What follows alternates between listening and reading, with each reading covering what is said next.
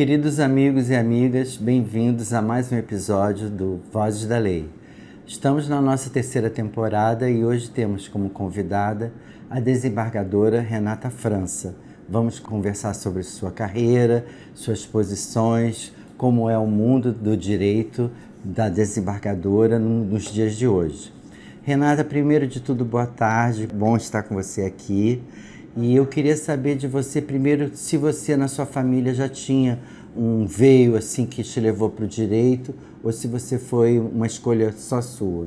Eu tinha assim, meu pai foi promotor e procurador de justiça pelo Ministério Público do Estado do Rio e ele se separou da minha mãe quando eu tinha 9 anos e se casou com a Marli, já falecida, minha madrasta, muito querida. Eu brincava que ela era boadrasta, não era madrasta. E ela foi também promotora e procuradora de justiça e ingressou, na época era o Tribunal de Alçada, pelo 5º Constitucional do Ministério Público, assim como eu. Então foram grandes referências. A minha mãe na época não trabalhava, depois ela trabalhou com decoração e eu tenho esse lado, o lado da família da minha mãe, que é um lado mais artístico e dessa coisa do bom gosto, da estética que eu tenho na minha vida pessoal, mas a minha carreira foi toda trilhada a partir da experiência com meu pai e com a minha madrasta. E você cursou uma universidade pública ou você fez uma universidade mais paga, privada? Eu cursei a PUC, mas na época foi interessante, eu morava na Barra. E quando eu estudava no Colégio Santo Inácio, eu tinha trauma, que eu ia de ônibus escolar e demorava 2 horas para chegar no colégio. Eu falei, eu quero estudar. Não foi uma escolha, assim, por ser paga ou por ser privada, mas foi porque era perto da minha casa. A PUC era na Gávea, eu morava na Barra. Eu falei, nunca mais eu quero demorar 2 horas para chegar em lugar nenhum. E aí acabei indo para a PUC. Eu acho até que a gente muito cedo é obrigada a fazer escolhas muito definitivas, né? Você escolher uma carreira com 17, 18 anos que vai ser trilhar com você o resto da sua vida. Pelo menos na minha época eu tinha esse compromisso, né? O que eu escolher, a minha escolha vai me acompanhar para o resto da minha vida. Os meus filhos eu vejo que já não pensam tão assim, eles têm a cabeça mais aberta, são multifacetados, né? Mas quando eu escolhi o direito, foi uma escolha definitiva e me acompanha até hoje. Além dessas suas referências familiares, durante o percurso da sua faculdade, teve alguém que te inspirou muito, um professor ou uma professora que você tenha olhado e digo, nossa, isso é realmente um caminho que eu quero seguir? Olha, na faculdade, eu não queria seguir a carreira pública, eu não tinha essa ideia. Eu pensava em trabalhar, tanto que eu fiz vários estágios em escritório, em empresa, nunca pensei em fazer concurso público. E o meu pai, com muito jeitinho, sempre falava, minha filha, é muito bom, você vai ter independência, você não vai precisar de ninguém, você muito cedo vai ser dona do seu nariz. Aí quando ele falou, muito cedo vai ser dona do seu nariz, isso aqui, falei, isso tem a ver comigo, tá falando a minha língua. E foi o que me chamou para a carreira pública. Na faculdade eu tive muitos professores excelentes, mas na área privada. Eu tive um professor que era promotor de justiça, o Antônio José Campos Moreira, que foi um excelente professor. O Carlos Roberto Barbosa Moreira foi um excelente professor. Mas assim, eles me inspiravam como professores, mas não necessariamente assim, como um exemplo de carreira a seguir. Eu acabei trilhando a carreira, né, o início da minha vida profissional foi no Ministério Público. Esse professor Antônio José era um promotor de justiça, mas não foi ele que me chamou para isso. Foi mais o meu pai e essa questão de lutar pelo que eu acreditava, que eu falei, no Ministério Público eu não tenho que defender ninguém, eu não tenho que defender isso ou aquilo, eu tenho que defender o que eu acho certo. E vou ter a minha independência e vou agir de acordo com o que eu acredito. Isso que foi o que assim, determinou a minha decisão. O concurso público é uma prova que você precisa realmente ter uma dedicação para chegar, passar e tal. Como é que você acha que hoje os concursos públicos são feitos? Eu vejo que tem muita coisa na internet de que parece que faz uma fórmula e tem uma coisa que você tem que fazer para alcançar o seu objetivo, ou você acha que é uma dedicação mais pessoal? Olha, todas as histórias que eu conheço são de muito estudo, muito estudo. Eu posso falar do meu exemplo. Eu acho que um bom colégio, você escrever bem, ajuda, ter uma boa cultura geral também ajuda, mas o que você precisa é de muita disciplina, de muito foco. Assim, o que me facilitou, eu sabia o caminho das pedras, né, porque eu tinha meu pai e a minha madrasta que seguiam essa carreira, e conhecia professores, conhecia bons cursos, eu sabia por onde seguir, mas assim, é aquela história, é com a gente, não tem outra coisa. Eu parei 2 anos da minha vida só para estudar. E tive a sorte de ter um pai que falou: minha filha, o tempo que você precisar, você conta comigo. E se esse é teu objetivo, eu vou estar do teu lado até você conseguir. E graças a Deus deu certo. Quando você entra no Ministério Público, você encontra que ambiente? Você encontra um ambiente acolhedor, um ambiente de muita disputa? Como você, como mulher jovem, você se entrou naquele ambiente? Como você se viu? Eu sempre fui uma pessoa destemida, assim, eu sempre confiei que assim, se eu estava lá porque eu tinha capacidade para estar. Eu acho que várias coisas sempre me ajudaram na vida. Primeiro que eu tenho muita fé, assim, eu falo assim, se eu estou aqui, se Deus me colocou aqui, eu tenho capacidade de fazer bem feito. E se eu não tenho capacidade de fazer bem feito, eu vou fazer o que é necessário para entregar um bom trabalho. Então eu sempre tive muita tranquilidade em relação a isso. O ambiente foi muito acolhedor. Foi uma turma grande, acho que éramos 38, se não me engano, que passaram juntos. Então, a gente, era um grupo bacana. A gente, quando passa no concurso, vai para o interior. Então, o interior é um lugar acolhedor. O que, às vezes, eu senti era uma desconfiança das pessoas, dos jurisdicionados. Por você chegar muito jovem, eu sempre fui assim, mais minhonzinha, mais magrinha e parecia mais nova do que eu era. Então, muita gente entrava no meu gabinete e falava assim, cadê a promotora? Aqui, sou eu. Aí me olhavam com espanto. Então, isso eu sentia, mas quando as pessoas viam o seu trabalho, passavam a confiar, isso era só o primeiro momento, nunca me atrapalhou. E não tive nenhum problema em relação ao ambiente, não, nunca tive. Você foi promotora titular da Promotoria de Justiça junto à 6ª Vara Criminal. Isso te ajudou muito para você chegar a ter um desejo assim, de você vir a ser desembargadora? O que esse caminho, esse lugar que você ficou, representa dentro da tua carreira? Eu acho que todos os lugares por onde eu passei foram lugares de muito aprendizado, de muita experiência de vida. E eu acho que quando a gente chega no cargo que eu estou hoje, isso é muito importante, porque direito, na minha opinião, claro que tem técnica, tem conhecimento, a gente precisa conhecer as leis, conhecer, né, a doutrina, mas eu acho que o bom senso, a empatia, o olhar para o outro, a capacidade de você se colocar na situação em que o outro está, talvez seja até mais importante. Essa minha trajetória também na 6ª Vara Criminal, que depois virou o primeiro Juizado Especial Criminal, me ajudaram muito, porque quando a gente, a minha história, né, eu fui criada pelo meu pai, pela minha mãe, num ambiente de classe média alta, estudei em bons colégios, estudei numa faculdade particular. Isso é muito diferente do que a gente vê quando a gente vai para o interior, quando a gente está numa vara de família, quando a gente lida com crimes bárbaros, né? A gente, antes aqui de começar essa conversa, conversávamos informalmente sobre o seu amigo, esse crime horroroso com o Jeff. O que, assim, não fazia parte do meu mundo isso.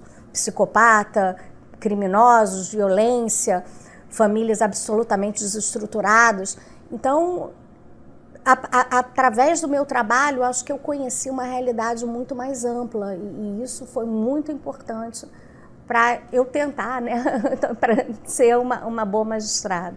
A magistratura é predominantemente masculina e branca. Qual é o maior desafio enfrentado pelas mulheres? Olha, eu acho que em relação a isso o desafio vem desde a base, porque nós entramos de uma forma igualitária, né? Através do concurso público, que é impessoal, pouco importa se você é mulher ou homem, mas à medida que que nós mulheres avançamos na carreira, vai ficando mais difícil. Nós temos filhos, então uma promoção no começo de uma carreira significa você ser removida para o interior. Seu filho está aqui. Ou se você está no interior, você vir para a capital. Você tem que reestruturar toda a sua vida. E isso sempre, culturalmente, historicamente, foi uma questão feminina. Para o homem, não. Sou promovido. Pouco importa se você está morando aqui, vai ter que se mudar para o interior, ou se você está no interior, vai ter que voltar para a capital. Assim, isso fica a cargo das mulheres, né? Culturalmente. Isso está mudando, espero que mude, mas não tão rápido quanto nós gostaríamos. E a mulher se aposenta também mais cedo, então acho que isso tudo vai tornando mais difícil que as mulheres ocupem lugares no topo das carreiras.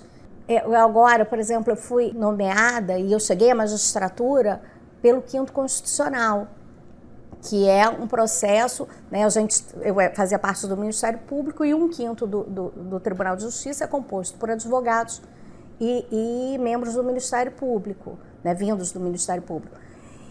E esse lugar, assim, até esse lugar da política, da conversa, por exemplo, que é no vinho depois do trabalho, que é no charuto, que não é um lugar feminino.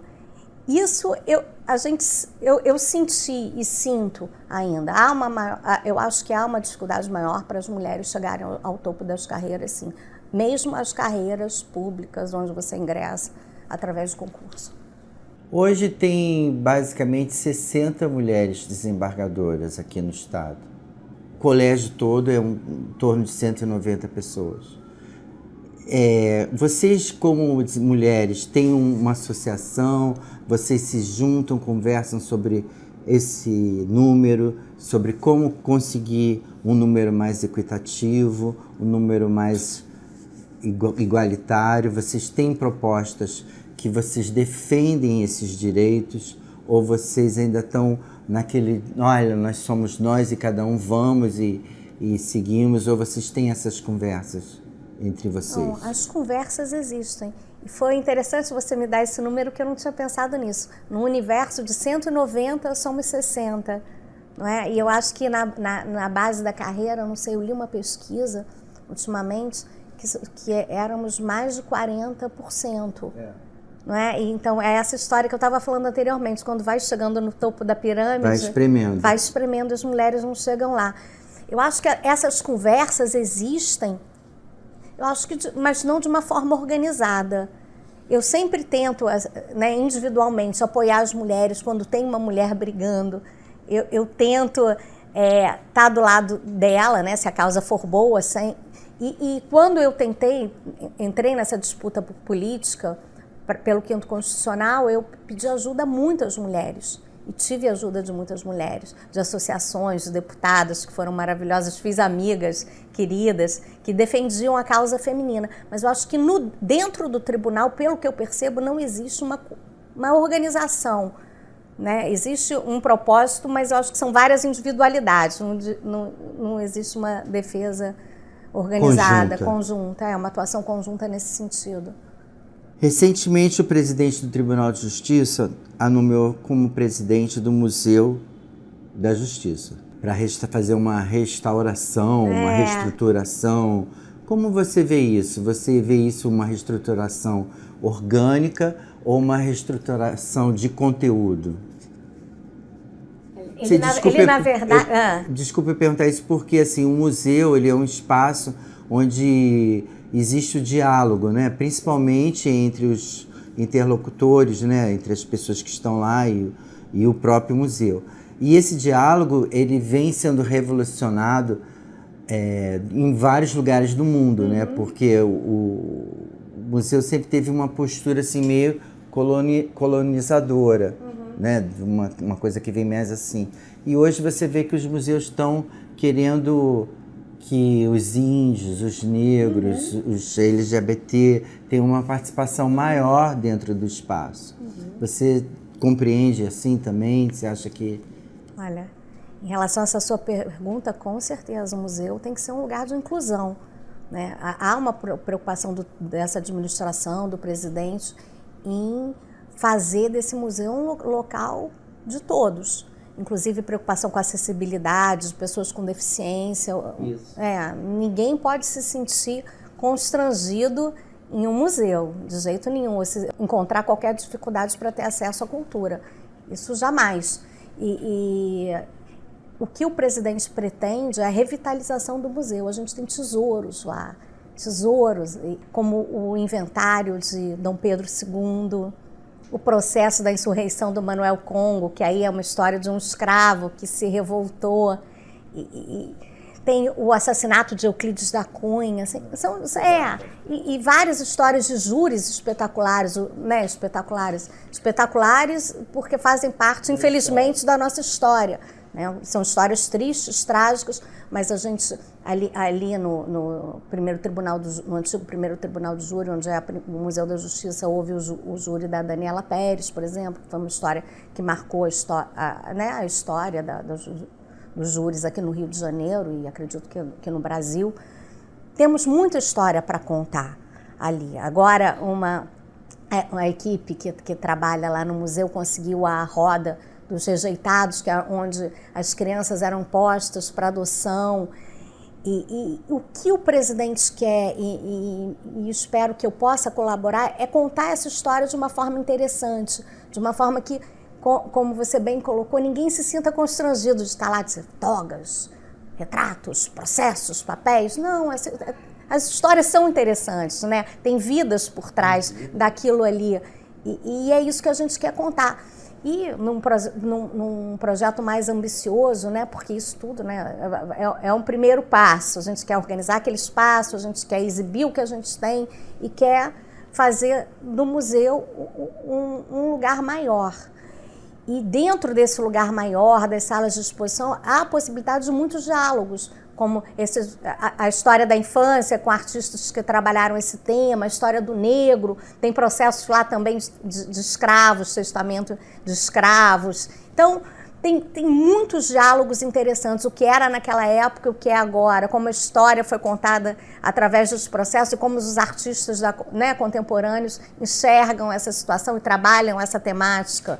E é interessante também, de acordo com o que você colocou, quando me fez a pergunta, tem muito artista trabalhando a temática das minorias, do LGBT, dos negros, das mulheres, né? E isso é interessante. Povos originários, né? Exatamente. Isso a gente tem que falar sobre isso também. O Museu da Justiça é visto como um lugar conservador, e a Justiça é um lugar conservador, mas é um lugar conservador que tem que acompanhar a evolução da sociedade. Qual a sua posição a respeito do plenário virtual, dos julgamentos por videoconferência e os outros mecanismos criados em resposta à tecnologia? Eu acho que é inevitável. Acho que a pandemia trouxe isso para a gente, né? E foi interessante porque quando nós precisamos da tecnologia para a justiça não parar, para a vida continuar, a tecnologia nos foi muito útil. Eu acho que é necessário um cuidado, né? Até quando é útil e até quando deixa de ser. Mas eu sou sempre a favor do futuro, da evolução e do progresso. Eu escuto muito falar de processos que são múltiplos, que aconteceram de diversas vezes iguais, enfim, Sim. E que esses processos demoram muito a serem julgados. E que a inteligência artificial, de uma certa maneira, vai olhar para esse lugar e ter uma resposta bem mais rápida. Você acredita nessa evolução? Acredito sim, acho necessária. Nós no Tribunal de Justiça temos um volume de trabalho hercúleo, e entendo que o juiz deve